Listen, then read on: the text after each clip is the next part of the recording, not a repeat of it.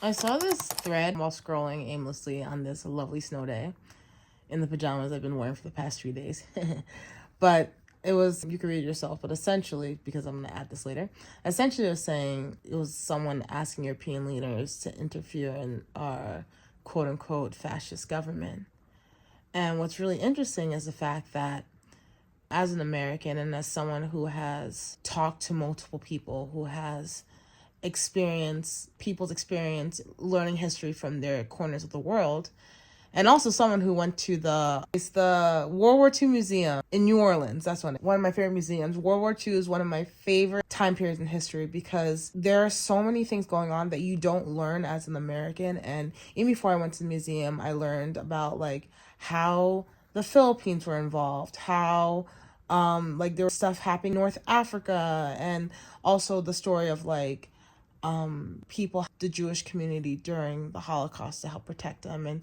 And I love the stories, and I'm obviously not the Holocaust, but the way the stories have been told about the Holocaust. But one of the things that was really interesting was the part they don't teach us in the United States. It's the part of how the United States got involved. We're always taught that the United States was like, okay,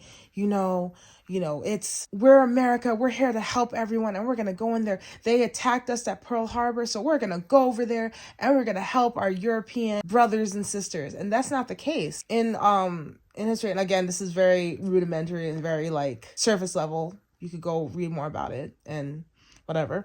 But essentially, in the United States at the time, when the United States entered the war, like I think the war ended in 1944, so it didn't enter that. I think it ended in the U.S. entered in 1940 or 1941, one of the two. I can't remember. And it was, it was direct, everyone knows it's a direct connection with Japan attacking Pearl Harbor, which is a whole conspiracy theory that, who was the president? I know FDR was the president during the Great Depression, so he's probably at the beginning of World War II, like when everything was happening. So it's either, I'm terrible at presidents, but I think it's Woodrow Wilson or Harry Truman, one of the two. I'm gonna look this stuff up after. There's a theory that he wanted to enter the war and blah, blah, blah, and he just essentially staged Pearl Harbor. That's a whole nother conspiracy theory thing. But on the home front, people didn't want to enter the war. People were like, hey, it's none of our business. It's happening over in Europe. They were recovering from the effects of that. So they were going through the Great Depression, and they were concerned about what's happening in the home front. And eventually then, with Pearl Harbor, then the United States entered, we hear the stuff about the U.S. coming in and saving everyone because America, F yeah.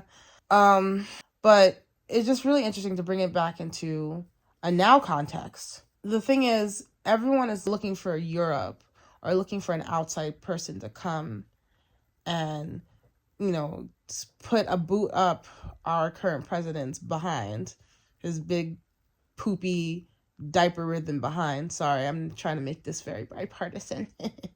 No, it's not, obviously not bipartisan. But essentially, everyone's in the United States, some people are looking for Europe to help us. And that's not the case. And the issues that have been happening is a result of, there's a lot of things that are happening here. You could point to like, essentially people shrinking in the middle class, people not having enough, people, because they don't have enough, looking to immigrants and saying that immigrants are stealing from us. It's let's just be real, white people not seeing what's happening to marginalized communities and being like, well, it's not us, so it's okay. And it comes down to people in this country, people check themselves before coming, for anyone else to come and save us. Like, it needs to be an internal problem. It has to be a problem that is solved internally before it comes out externally. And it's with, a lot of the black community coming out and saying like, we're not protesting, we're not doing anything, we're not doing all this stuff. It's not a place of being like, well, black people and brown people don't care about this country, because I think that it's shown that black people and immigrants and brown people and marginalized communities care a lot about this country, because this country was formed on the basis that we're all welcome, we're all equal, And, we've had some hiccup in the road, but in all, what makes the United States so unique is that we are a country of immigrants. We're a country of everyone coming together and creating their own fabric. We're not like Europe. We're not like certain Asian countries where we're like that are homogenized. We are a country of immigrants. And it's going to take a lot, and a lot is ruined. In my whole gratitude and kind of positive thinking, whatever you call it, is the fact that for something better to be built, the old stuff, the bad stuff has to be broken down. And I think what's happening now is a breaking down of what hasn't worked in this country to build something bigger. So yeah, let me know what you think. It's a little kind of a mini rant, but yeah, let me know what you think in the comments. And thank you for watching if you got this far.